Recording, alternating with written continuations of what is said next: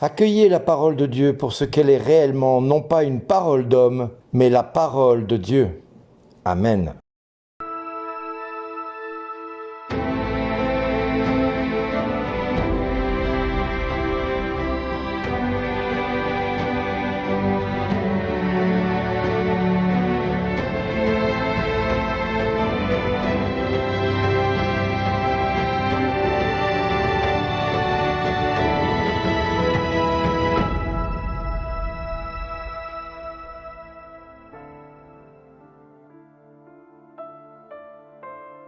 Bonjour les amis, aujourd'hui nous avons un évangile qui n'est pas commun. Mais avant de parler de l'évangile de ce jour, je voudrais d'abord vous faire une petite annonce. Ce soir à 20h, nous allons nous retrouver pour partager la parole de Dieu. Donc déjà, cochez dans vos petites tablettes, dans vos agendas, que nous nous retrouvons tous ce soir de 20h à 21h30 à peu près pour échanger au travers de la parole de Dieu et partager, je dirais, ce moment unique que le Seigneur nous propose tous les mardis soirs et tous les jeudis soirs. Nous reprenons nos lives à partir de ce soir. Pourquoi nous reprenons ce soir ? Parce que l'évangile de ce jour nous montre également ce que nous devons faire. Je m'explique. Dans cet évangile de Marc, il nous présente Jésus qui est en train d'enseigner dans la synagogue et aussitôt après, il commente. On était frappé par son enseignement car il enseignait en homme qui a autorité, non pas comme les scribes. Cette observation est à la fois impressionnante mais également présente dans le cœur de tous les hommes, de toutes les femmes que nous sommes. La raison de l'admiration des auditeurs, d'une part, n'est pas la doctrine en tant que telle, mais le maître. Non pas ce qu'on enseigne, mais celui qui enseigne. Et d'autre part, non pas le prédicateur en général, mais ce prédicateur en particulier dont il est dit qu'il enseigne avec autorité. C'est-à-dire avec un pouvoir légitime, incontestable, qui fait force de loi, on va dire. Cette particularité est ensuite confirmée par une opposition tranchée qui est dit dans « non pas comme les scribes ». Et j'ai envie de dire « non pas comme les scribes » avaient tendance à de le faire, c'est-à-dire un petit peu en homme sachant mais ne s'impliquant pas dans ce qu'il disait.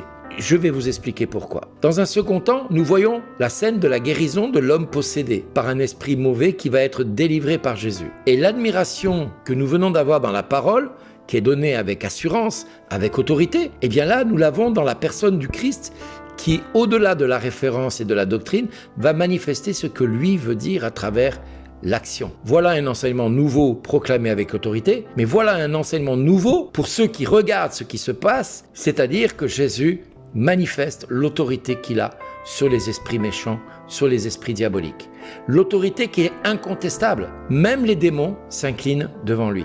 Même les démons le craignent. Même les démons ont peur de son enseignement, peur de son action. Et nous remarquons souvent ce qualificatif et cette singularité dans la nouvelle doctrine que Jésus apporte. C'est un contraste incontestable et qui communique quelque chose de tout à fait d'inouï et de novateur. Pourquoi ? Parce que dans la troisième remarque que je voudrais vous apporter dans cet évangile, c'est l'autorité qui vient du fait que Jésus commande même aux esprits mauvais et qu'ils lui obéissent. C'est ça la cerise sur le gâteau. Jésus a une parole qui donne avec autorité et les gens étaient stupéfaits. Cette parole manifeste également qu'il agit contre les esprits mauvais. Mais en plus, la cerise sur le gâteau, c'est que eux obéissent à Jésus. Voici un contraste assez précis et assez bizarre, mais fort, de puissance, même dans l'enseignement que cela apporte. L'autorité du maître, dans la nouveauté de sa parole, de sa doctrine, de son enseignement, est incontestable parce qu'il n'enseigne pas comme les scribes. Mais en plus, il agit contre les esprits méchants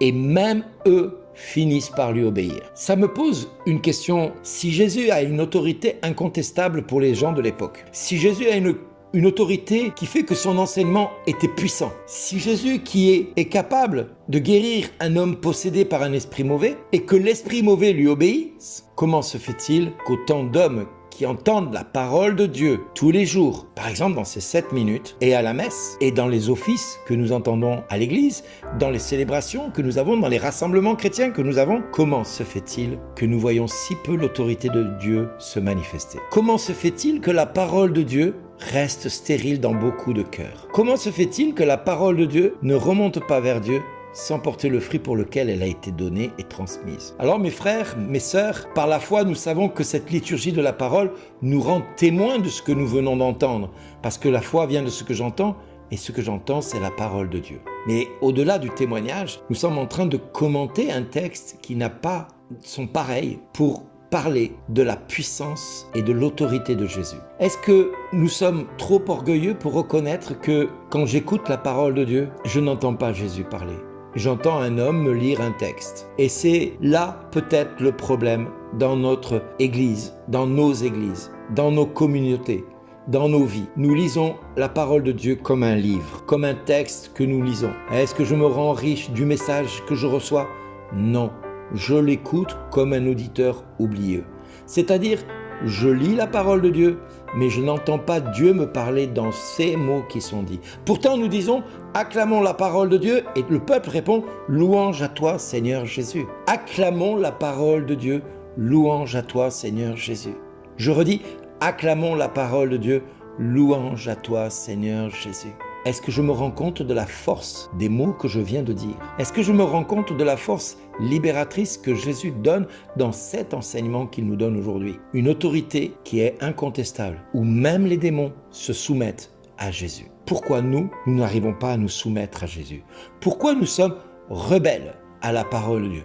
Pourquoi nous disons à Dieu ce qu'il doit faire? Pourquoi osons-nous contester que Jésus peut venir me libérer de tout esprit méchant qui habite mon cœur? Pourquoi, quand j'écoute la parole de Dieu, je pense qu'il faut que j'aille voir un tel ou un tel pour être libéré? Pourquoi je ne crois pas que la parole de Dieu, qui est une autorité manifeste de Jésus, quand il parle, les esprits impurs, les esprits méchants s'inclinent et obéissent à Jésus? Pourquoi nous continuons à croire que tout cela, ce ne sont que des belles paroles, mais que pour nous, ça ne nous concerne pas, parce que c'était du temps de Jésus. Jésus est source de vie. Jésus est le sauveur. Il est la victoire. Il a vaincu le démon. Il a vaincu le diable. Qu'attendons-nous pour croire cela? Qu'attendons-nous pour nous réjouir de cela? Chers amis, j'ai envie de vous dire, l'amour de Dieu n'est pas quelque chose qui s'apprend avec quelques règles, des préceptes, ou quelques lignes qu'on va lire à droite ou à gauche. Ce n'est pas quelque chose qui peut s'enseigner. Mais depuis le commencement où nous existons,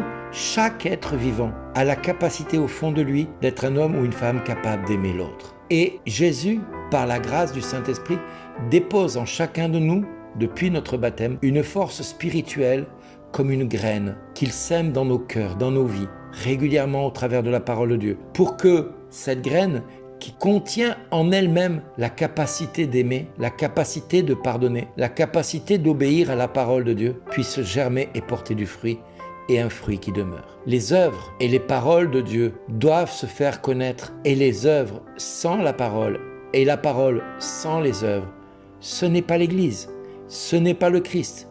Or, montre-moi ta foi qui n'agit pas, moi, c'est par mes œuvres que je te dirai ma foi, dira la parole de Dieu. Donc à un moment donné, reconnaissons dans notre cœur, dans notre vie, que le Christ veut nous donner par sa parole une révélation nouvelle, c'est-à-dire qu'il est un homme qui enseigne avec autorité, qui a pouvoir sur les démons et que les démons lui sont soumis. Au-delà de tout cela et au-delà de ce que je viens de vous dire, il est inutile d'attendre après l'homme pour être libéré. Croyons que Jésus, par sa parole aujourd'hui, peut venir me libérer de tout ce qui m'enchaîne aux forces des ténèbres, de tout ce qui m'empêche d'exister, de tout ce qui m'empêche d'être ce que je devrais être depuis toujours, un témoin vivant de sa mort et de sa résurrection. Amen. Merci d'exister.